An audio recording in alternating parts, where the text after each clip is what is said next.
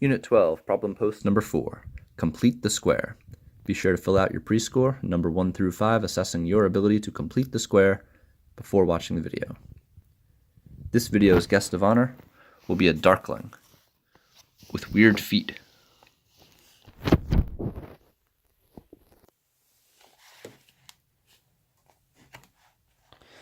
Okay, so we want to use the complete the square method to solve these quadratics. So this is a step-by-step process that we can use to isolate the variable x and find our solutions to the quadratic.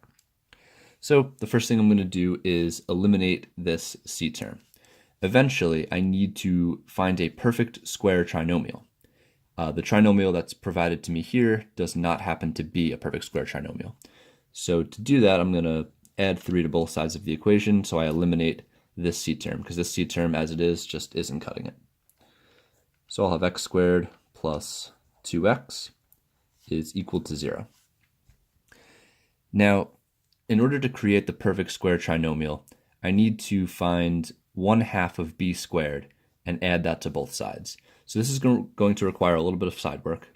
I want to find b over 2 squared. So my b term is 2. That's the coefficient of x. So I want to use 2 over 2 squared. 2 divided by 2 is 1, and 1 squared is 1. So the value that I got here is 1, so I'm going to add this 1 to both sides of the equation. 0 plus 3 is 3.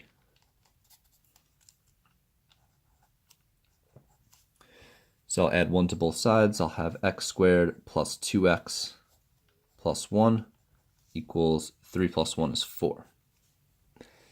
Okay, now that I've added 1/2 of b squared to both sides, what I've created is called a perfect square trinomial.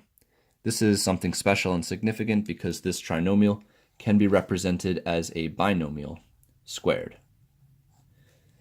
So what goes in here in the parentheses is my variable, which happens to be x, and I'm going to add that to whatever half of b was.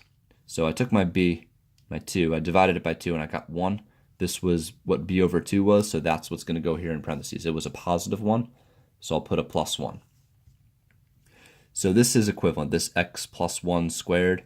If I were to square this binomial, I would have to write it out next to itself, x plus 1 times x plus 1. If I did all of that distribution and combining like terms, I would get this trinomial back. But I need it to be a binomial for now.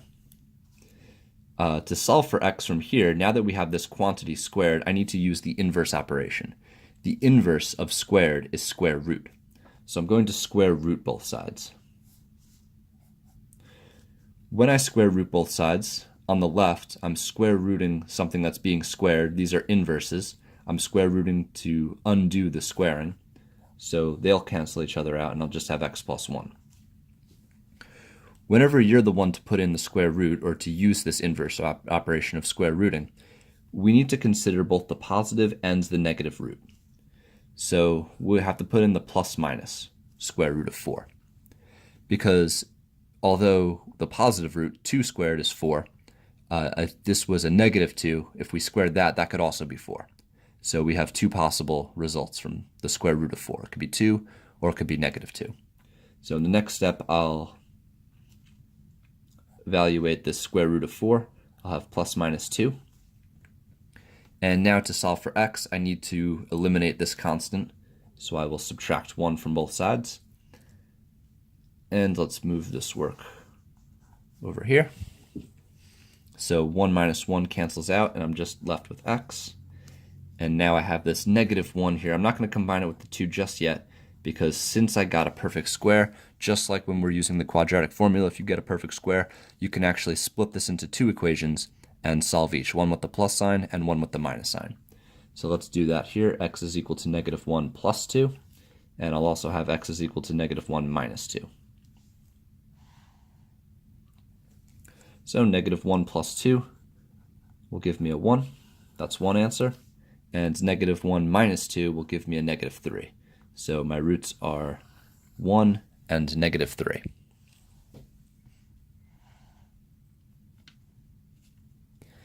Okay, number 2, same process. We'll go step by step. Step 1, we need to eliminate the c term that's given to us. So I have a -8, so I'll add 8 to both sides. So I'll have x squared minus 2x is equal to 8. Once I've eliminated the c term that was given, I need to generate a new c term that will make this a perfect square trinomial. To do that, we do half of b squared. So we'll do b over 2 quantity squared. My b term now is a -2 because it's being subtracted. So I have a -2 over 2. When I square it, it won't matter, but this step will. When I do half of b, we're going to need this number later, as it'll be a -1 squared. But anything squared is positive, so that'll result in a +1. So again, it looks like I'm adding 1 to both sides of the equation. So I'll have x squared minus 2x plus 1 is equal to 8 plus 1. On the right-hand side, 8 plus 1 gives me a 9. And on the left, now that I have a perfect square trinomial, I can represent this trinomial as a binomial squared.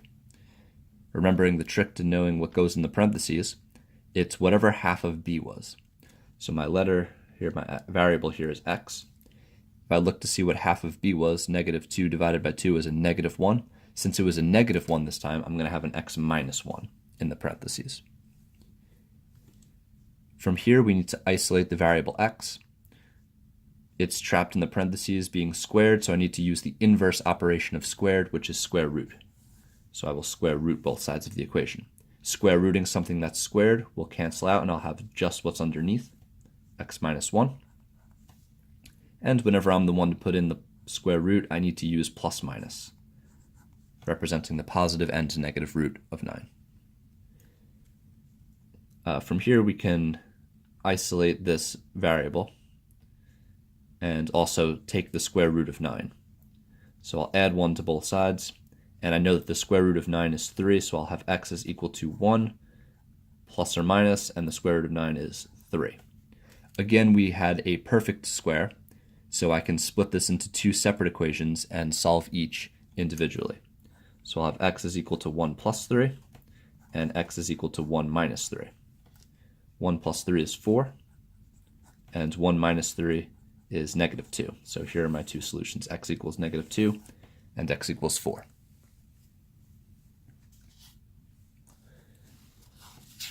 Okay.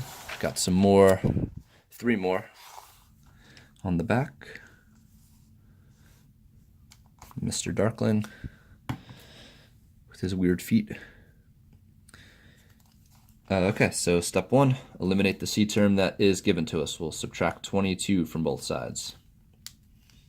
So we have x squared plus 16x is equal to -22. All right, now we need to find b over 2 squared.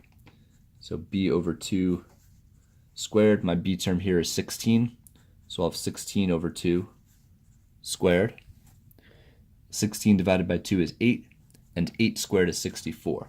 So I'll have 8 squared, which is 64. And I'll add that 64 to both sides of the equation.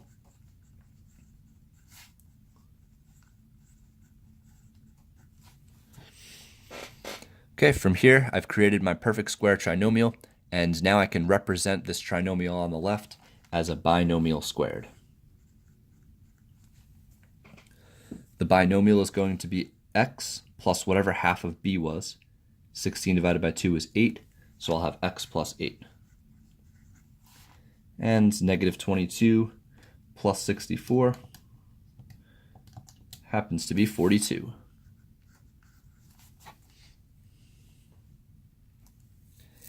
From here, we need to isolate x, meaning we have to do the inverse operation of squared, which is square root. So I'll square root both sides of the equation. They'll cancel out with the squared, so I'll just have what's underneath, x plus 8. And I'll use plus minus the square root of 42. From here, this is not a perfect square. So I can check my y equals screen to see if there is a perfect square that goes into it. So I can go to my y equals screen and do 42 divided by x, and I can scan this list for any perfect squares, and I don't see any, which means 42 cannot be broken down any further. So this is as simple as it's going to get over here. The only thing left to do is isolate the x. So x will be equal to -8 plus or minus the square root of 42. Now, since the square root of 42 can't be broken down or turned into a perfect square, this is our final answer. No need to split it into the positive and negative. We can just leave the plus minus sign as it is. Okay, and looking at number 4, we see that we don't have the c term with the rest of the quadratic. It's actually already on the other side of the equation. This is good for us. Our work is partially done. Our first step was always to eliminate whatever c term is there, but we don't have anything there right now. So we can go right into adding our new c term to make a perfect square trinomial. So off to the side, b over 2 squared. My b term here is 2. So 2 over 2 squared is 1 squared, which is 1.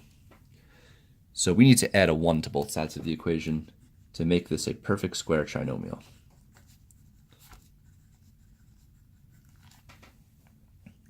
Okay, now that we have our perfect square trinomial, we can then represent this trinomial as a binomial squared. 33 plus 1 is 34. My letter here is x, and half of b, 2 divided by 2, is 1. So I'm going to have a positive 1, so x plus 1. To simplify from here, we need to square root both sides. The square root of anything squared is just what was underneath, or what was being squared. And whenever I put in the square root, I got to use plus minus. And I don't like how low that minus sign is. Move it up. Okay, 34 is not a perfect square. And if we want to check our list, I don't believe anything else, any perfect square goes into 34. Looking through our list, we don't see any perfect squares that go into 34, so that can't be broken down any further. All we have to do from here is isolate the variable x by eliminating this 1. So I'll subtract 1 from both sides, and x is equal to -1 plus or minus the square root of 34, which can't be broken down any further, so that becomes our final answer. Notice I leave the constant in front of the radical. This is traditional and standard form for representing a solution such as this. Put the constant first, and then the radical second. Number 5, it looks similar to number 4 because we have 2 terms on one side and 1 term on the other side, but it's not organized the way we want it to be. We need the 12x with the x squared, and we don't want any constants with the x squared or the 12x. So let's start by getting rid of this 26 and also moving the 12x to the other side of the equation. So over here, the 26 will cancel out, and I would have to subtract 26 from this side as well. Over here, the 12x's will cancel out, but I'd have to subtract 12x from this side as well. So I'll have x squared minus 12x equals -26. Okay, so now my 2 x terms are on the left, and I don't have a c term with it, so now I just need to find my perfect c term to make this a perfect square trinomial. So my b over 2 squared in this case will be a -12 over 2 squared. -12 divided by 2 is -6, and -6 squared is a positive 36. Anytime we square something, the result is positive. So we'll go ahead and add 36 to both sides of the equation.